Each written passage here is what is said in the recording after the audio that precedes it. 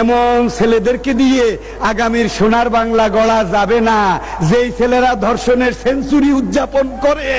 এমন ছেলেদেরকে দিয়ে সোনার বাংলা গড়া যাবে না, যারা আজকে জাতীয় জীবনকে একটা দুর্বিষহ অবস্থায় ঠেলে দিয়েছে।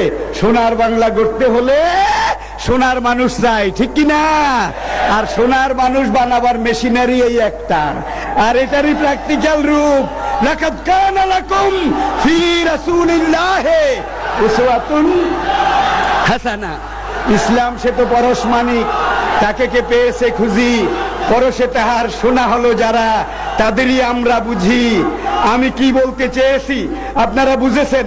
আমার হাতে মামলা আছে, আমার হাতে হামলা আছে, আমার হাতে কামলা আছে, আমার হাতে আমলা আছে, আমার হাতে গামলাও আছে। এইবার আমি মনে করি যে আমি সবকিছু, ঠিক কিনা? এইভাবে পুরা জাতি আজকে উচ্ছন্নে যেতে বসেছে।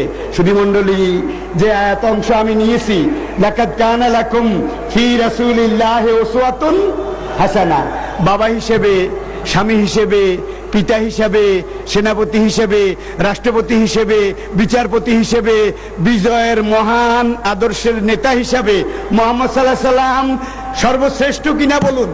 এনসাইক্লোপিডিয়া ব্রিটানিকা বলছে, as a religious teacher, as a founder, as a ruler, as a leader, as a commander, Muhammad, Allah bless him, is the superman of the world.